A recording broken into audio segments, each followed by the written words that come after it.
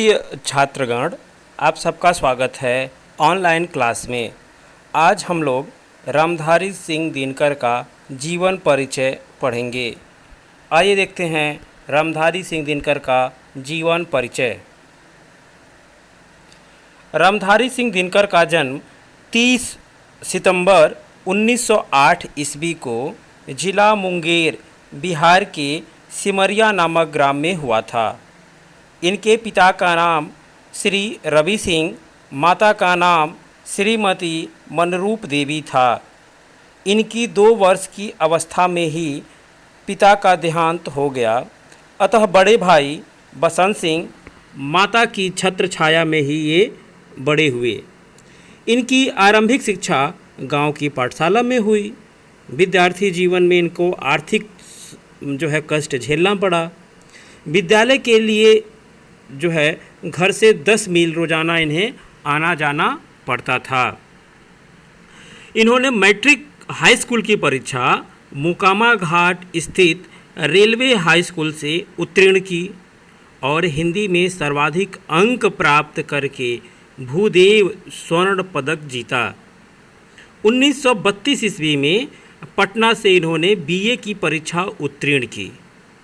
ग्रामीण परंपराओं के कारण दिनकर जी का विवाह किशोरावस्था में ही हो गया। अपने पारिवारिक दायित्वों के प्रति दिनकर जी जीवन भर सचेत रहे और इसी कारण इन्हें कई प्रकार की नौकरी करनी पड़ी। सन 1932 ईस्वी में बीए करने के बाद ये एक नए स्कूल के अध्यापक बने।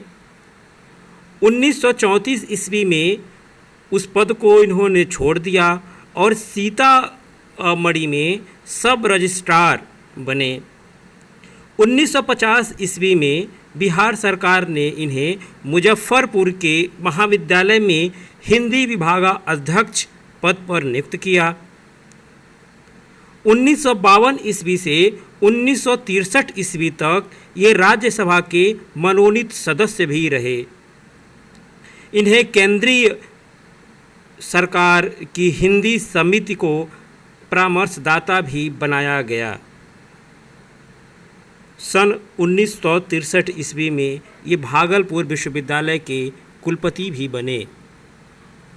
दिनकर जी की अगर कवि रूप में पर्याप्त सम्मान मिला, अगर कवि के रूप में इनको क्या क्या सम्मान मिला, इनकी एक बार सम्मान पे हम चर्चा कर लेते हैं। तो दिनकर जी को पद्म भूषण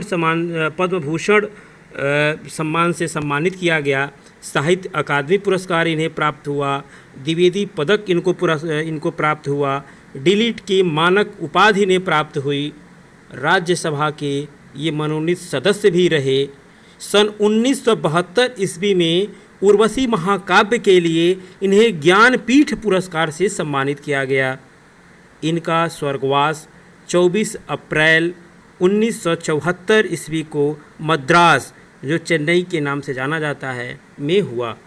इस तरह से हम लोगों ने एक संक्षिप्त जीवन परिचय रामधारी सिंह दिनकर का हम लोगों ने देखा। उनके माता का नाम, पिता का नाम, जन्म स्थान, उनकी प्रारंभिक शिक्षा कहाँ संपन्न हुई, व जीवन के आर्थिक संकटों को झेलते हुए कैसे उन्होंने नौकरियाँ छोड़ी, कैसे कैसे उनको साहित्य में उनका स्थान बढ़ता चला गया और उन्हें कौन कौन सी साहित्य में कौन कौन सी उन्हें उपाधि प्राप्त हुई, हम लोगों ने ये देखा। अब आगे देखते हैं इनका साहित्य सेवाएं क्या रहीं।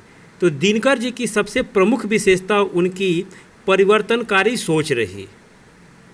उनकी कविता का उद्भव छायावाद से शुरू होता है। उनकी कविता का उद्भव जो प्रगतिवाद, प्रयोगवाद, नई कविता से होकर गुजरती है।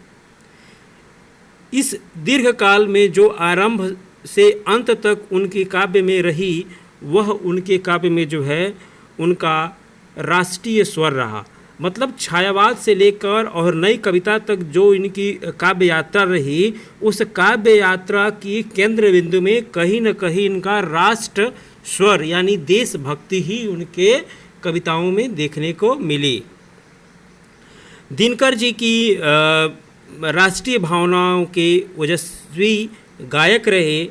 इन्होंने देशानुराग की भावना से ओत प्रोत, पीड़ितों के प्रति सहानुभूति की भावना से परिपूर्ण तथा क्रांति की भावना जगाने वाले रचनाएं लिखीं।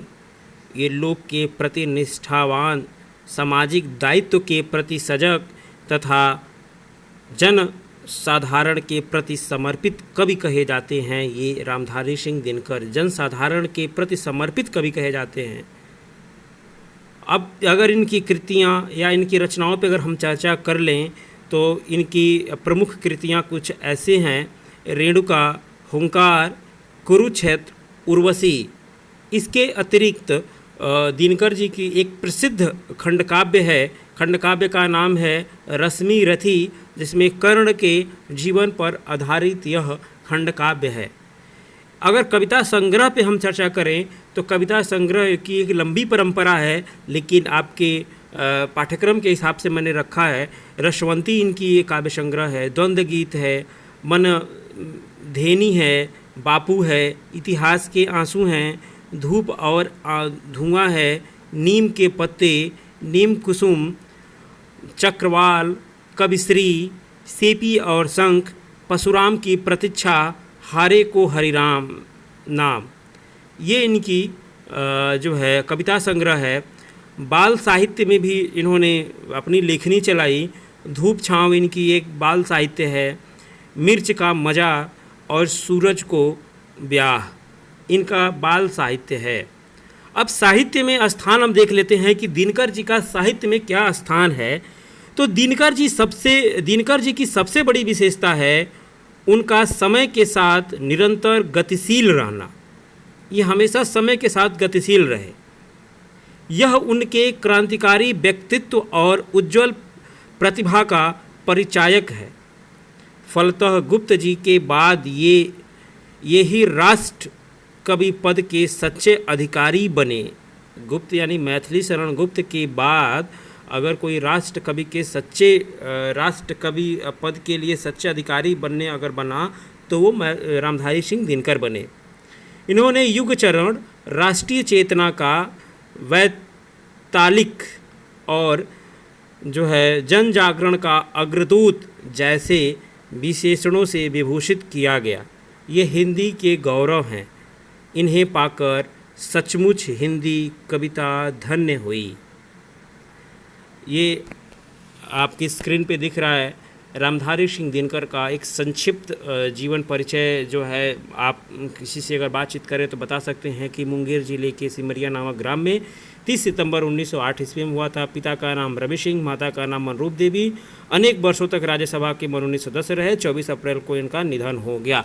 अगर मैंने ये आपको बताया है कि रामधारी सिंह दिनकर के बारे में आप बस 2 शब्द जान जाएं, इसलिए मैंने आपको स्क्रीन पर ये दिया है। इस तरह से हम लोगों ने रामधारी सिंह दिनकर का एक संक्षिप्त जीवन परिचय देखा। आप यूट्यूब के चैनल पे जो है सब्सक्राइब करिएगा, आपको ऐसा वीडियो और मिलेगा। कल नेक्स्ट वीडियो हम डालेंगे सच्चिदानंद हीरानंद बादशाह अज्ञे का जीवन परिचय। आज के लिए धन्यवाद।